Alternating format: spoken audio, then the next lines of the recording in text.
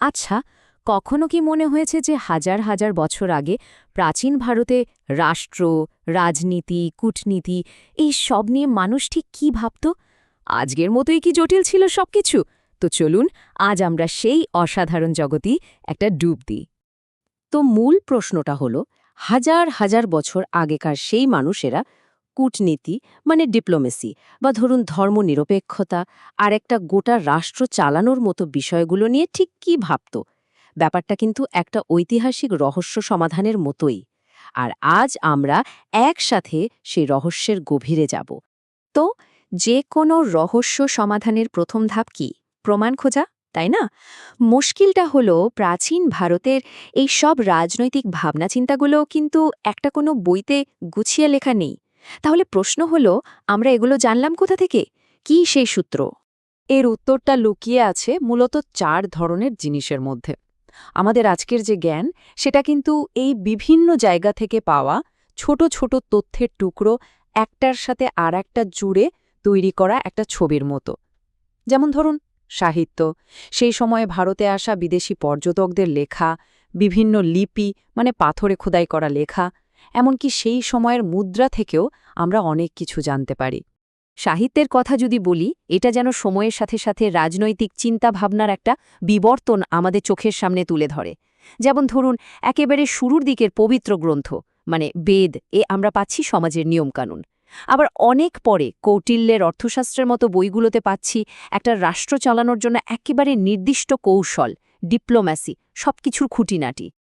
এটা কিন্তু খুব ইন্টারেস্টিং, কারণ এখানে আমরা ঘটনাটা দেখছি একজন বিদেশির চোখে। ভাবুন তো, গ্রিক দূত মেগাস্থিনিসের মতো মানুষেরা সেই সময়ে ভারতে এসেছিলেন। তাদের লেখাগুলো আমাদের জন্য এক কথায় অমূল্য, কারণ তারা তৎকালীন ভারতের রাজনীতিকে একদম একজন বাইরের লোক হিসেবে দেখেছেন, যা আমাদের একটা অন্যরকম দৃষ্টিভঙ্গি দেয়। এরপর আসা যাক লিপির কথায়। যেমন ধরুন সম্রাট অশোকের এই বিখ্যাত শিলালিপিগুলো। এগুলোকে বলা যেতে পারে সেই সময়ের পার্মানেন্ট পাবলিক রেকর্ড, মানে পাথরের ওপর খোদাই করে দেওয়ার রাজার আদেশ বা নীতি। আর এগুলো থেকে আমরা সরাসরি জানতে পারি সেই সময়ের অ্যাডমিনিস্ট্রেশন কেমন ছিল, প্রজার প্রতি রাজার কি কর্তব্য ছিল, বা দেশের নীতি ঠিক কী ছিল। এমনকি ছোট ছোট মুদ্রাও কিন্তু অনেক কথা বলে। এগুলো ছিল অনেকটা সেই সময়ের পলিটিক্যাল প্রোপাগান্ডার মতো। মানে মুদ্রার উপরে যে ছবি বা লেখা থাকত, তার মাধ্যমে রাজারা বোঝাতে চাইতেন যে তারা ঈশ্বরের প্রতিনিধি, তাদের শাসন করার অধিকারটা স্বর্গ থেকে পাওয়া। এটা ছিল প্রজাদের কাছে একটা শক্তিশালী বার্তা। তো সূত্রগুলো তো আমরা পেলাম, সাহিত্য, বিদেশি পর্যটকদের লেখা, লিপি, মুদ্রা, অনেক কিছু।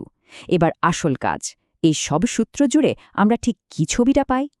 চলুন প্রথমে বোঝার চেষ্টা করি সেই সময়ের ধর্ম আর রাজনীতির মধ্যেকার জটিল সম্পর্কতা।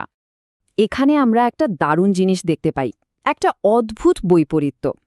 একদিকে দেখুন, পুরো রাজনৈতিক ব্যবস্থাটাই কিন্তু ধর্মের উপর দাঁড়িয়ে, এমনকি জীবনের পরম লক্ষ্য মানে মোক্ষ লাভ সেটাও রাষ্ট্রের সাথে যুক্ত। আবার অন্যদিকে যখন রাষ্ট্র চালানোর প্রশ্ন আসছে, তখন কিন্তু শেষ কথা বলছেন রাজা। তার সিদ্ধান্তই চূড়ান্ত, যা দরকার হলে পুরোহিত বা ধর্মীয় পরামর্শকেও ছাপিয়ে যেতে পারত। ব্যাপারটা বেশ অবাক করার মতো, তাই না? তবে এখানে একটা খুব জরুরি কথা বলে রাখা ভালো। আমরা যখন ধর্ম বলছি, তখন কিন্তু আজকের দিনের রিলিজন বা শুধু পূজা পাঠের কথা বলছি না। প্রাচীন ভারতের ধর্মের মানে ছিল অনেক বড়, অনেক ব্যাপক। এটা ছিল একটা সম্পূর্ণ নৈতিক পরিকাঠামো বা এথিক্যাল ফ্রেমওয়ার্ক, যা একজন মানুষের জীবন, সমাজ, এমনকি রাজনীতি সব কিছুকেই নিয়ন্ত্রণ করত। তাহলে রাজা আর পুরোহিতের সম্পর্কটা ঠিক কেমন ছিল? দেখুন, এটা ছিল অনেকটা একে অপরের ওপর নির্ভরশীল।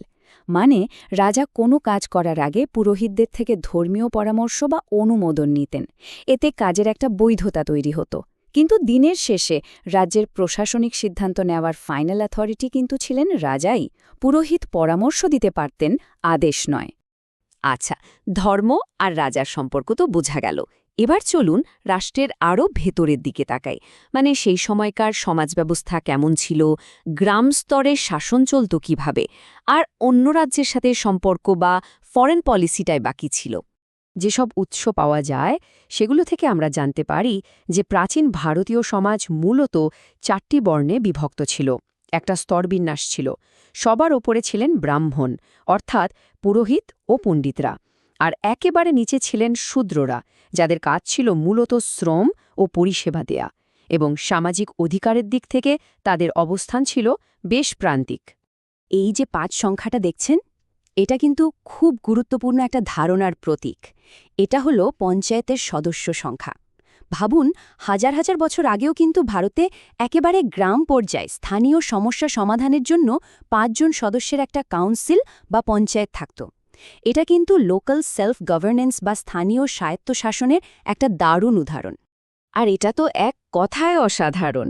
কৌটিল্যের অর্থশাস্ত্র থেকে নেয়া একটা লাইন, শত্রুর শত্রু আমার মিত্র। এই নীতিটা আজকের দিনেও আন্তর্জাতিক রাজনীতিতে কতটা সত্যি ভাবুন তো। এই একটা কথাই বুঝিয়ে দেয় যে সেই সময়ে ফরেন রিলেশনস নিয়ে কতটা বাস্তববাদী আর গভীর চিন্তাভাবনা করা হতো। তো পুরো আলোচনাটার শেষে একটা প্রশ্ন কিন্তু থেকেই যায়।